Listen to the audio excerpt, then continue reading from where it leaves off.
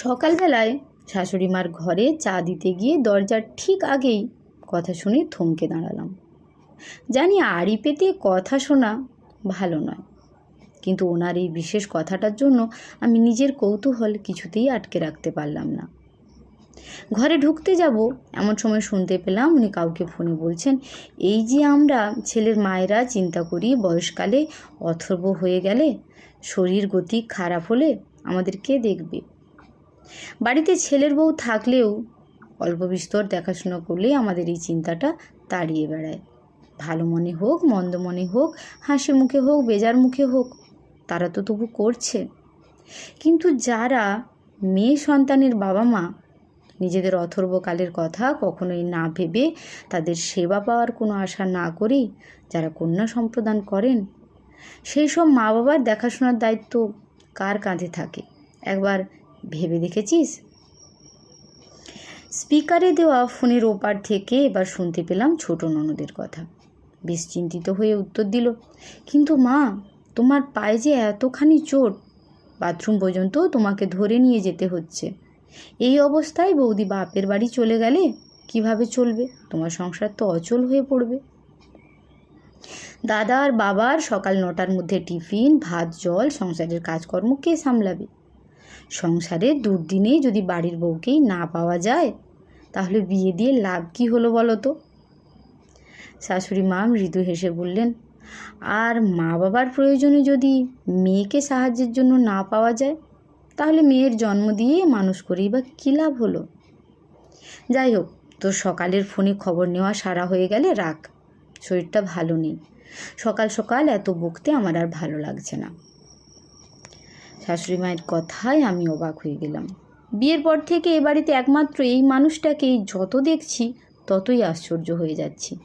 সত্যি বলতে কি, বন্ধু বান্ধব আত্মীয় স্বজন শাশুড়ি সম্পর্কে যা যা গল্প শুনেছিলাম, তাতে বিয়ের আগে পর্যন্ত আমিও ভীষণ ভয় পেয়েছিলাম। এখন বিয়ের 4 মাস পেরিয়ে গেছে, কিন্তু ভয়টা পুরোপুরি কাটিয়ে উঠতে পারিনি। এখনও পর্যন্ত শাশুড়ির দিক থেকে তেমন কোনো ব্যবহার না পেলেও আমার শুধু মনে হয়, কি জানি হঠাৎ কখন পরিস্থিতি পরিবর্তন হয়ে যায়। মা বাবার একমাত্র মেয়ে আমি। বাবার বাজারে ফলের দোকান, ওই ছোটোখাটো ব্যবসা আর কি, আর মা ট্রিপিক্যাল গৃহবধূ। বাবা সকালে দোকানে বেরিয়ে যায়, বাড়ি আসে দুপুরে, স্নান খাওয়া, একটু ভাত ঘুম সেরে আবার বিকেল থেকে রাত পর্যন্ত দোকান। সোম থেকে রবি সারা সপ্তাহ একই রুটিন, কোনো নড়চড় নেই। ফলে প্রাইমারি স্কুলের গণ্ডি না পেরোতেই দোকান, বাজার, রেশন তোলার দায়িত্ব সব এসে পড়েছিল আমার উপরে। তারপর যত বড় হতে লাগলাম, স্কুল টিউশনের সঙ্গে বাজার হাট, রেশনের সঙ্গে যুক্ত হলো ব্যাংক, পোস্ট অফিসের মতো অফিসিয়াল কাজগুলো। উচ্চ মাধ্যমিক পাশ করবার পর আমি আর পড়াশোনা করতে চাইলাম না, বাড়িতেই থাকতাম। মায়ের হাতে হাতে সব কাজকর্ম করতাম।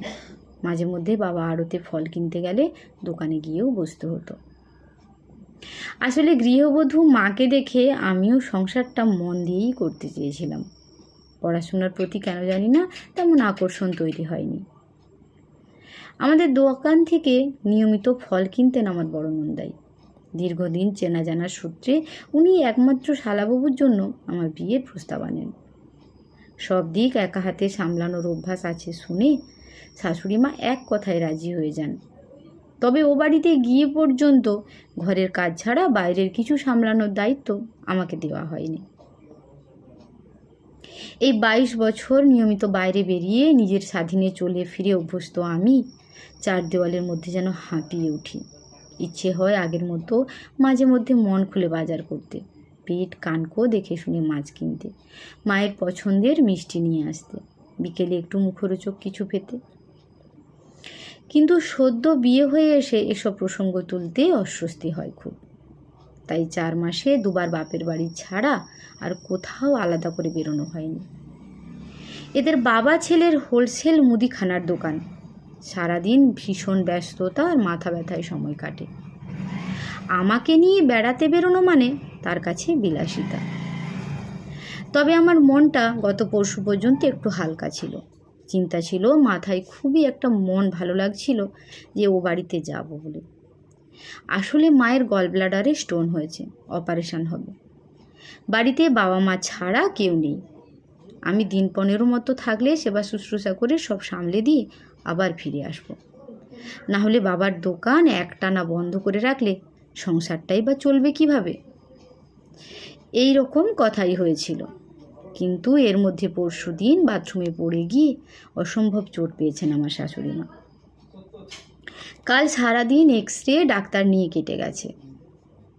এই অবস্থায় আমি আর ও বাড়ি যাওয়ার কথা তুলতে পারছি না, কারণ সংসারের সব কাজ করার পাশাপাশি শাশুড়ি মাকে দেখাশুনো করার সম্পূর্ণ দায়িত্ব আমার।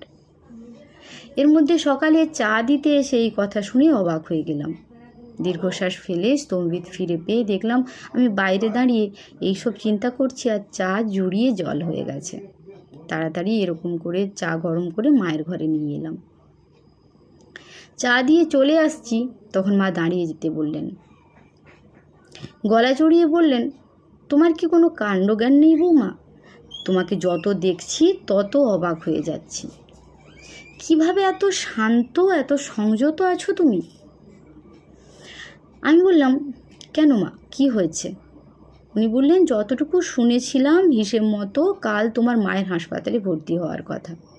পরশু আর কাল আমাকে নিয়ে না হয় সবাই ব্যস্ত ছিলে মানলাম, কিন্তু তারপর একবারও তোমার মায়ের বিষয় নিয়ে কথা বলতে তো তোমায় শুনলাম না। তোমার তো আজ ও বাড়িতে যাওয়ার কথা ছিল, কই আমাকে একবারও তো এখনো পর্যন্ত কিছু বললে না। তুমি কি মনে করছো এই সংসার ছাড়া তোমার আর কারোর প্রতি কোনো দায়িত্ব নেই? সংসারের দায়িত্ব, আমাদের দায়িত্ব তুমি নিজের কাঁধে তুলে নিয়েছো, খুব ভালো কথা। আমরাও নিশ্চিন্ত হয়েছি, কিন্তু আমাদের সঙ্গে তোমার রক্তের কোনো সম্পর্ক নেই। যেটুকু আছে দায়িত্ব আর কর্তব্যের। মাত্র 4 মাস হলো তুমি এ বাড়িতে এসেছো। এর মধ্যে আমাদের প্রতি যে তোমার গভীর ভালোবাসা জন্মে গেছে এমনটাও নয়। সে মায়া, সে ভালোবাসা তৈরি হতে সময় লাগে, বিনিময় লাগে। তাহলে কি আমি এটাই ধরে নেব দায়িত্ব কর্তব্যের জালে বাঁধা পড়ে তুমি তোমার আপন মা বাবার প্রতি কর্তব্য করতে অসুবিধায় পড়ে যাচ্ছ? তুমি তাদের একমাত্র মেয়ে, তোমার এরকম ছাড়া ছাড়া মনোভাব তো ভালো দেখায় না বৌমা। ধমক খেয়ে আমি চোখ ভর্তি জল নিয়ে ওনার মুখের দিকে চোখ তুলে আশ্চর্য হয়ে তাকিয়ে থাকলাম। উনি ধমকের সুরে বললেন, তুমি কাল সকালেই চলে যাবে, খোকা পরশু একেবারে হাসপাতালেই পৌঁছে যাবে। কেননা তোমার মতোই ওরও কিছু কর্তব্য আছে শাশুড়ির প্রতি। আমি বললাম, চিন্তায় টেনশানে আমার বুকটা ফেটে যাচ্ছে, কিন্তু এই অবস্থায় কি করে যাব মা? এখানে আপনার দেখাশোনা, রান্না, সংসারের এত কাজ কি করে সম্ভব? শাশুড়ি মা গম্ভীর হয়ে বললেন, তুমি ছাড়াও আমার একটি ছেলে, আরও 2টি মেয়ে আছে। আমার প্রতি তাদের কিছু দায়ও আছে।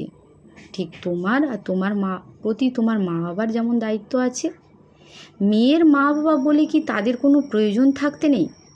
মেয়ের যত্ন পাওয়ার আকাঙ্ক্ষা রাখতে নেই?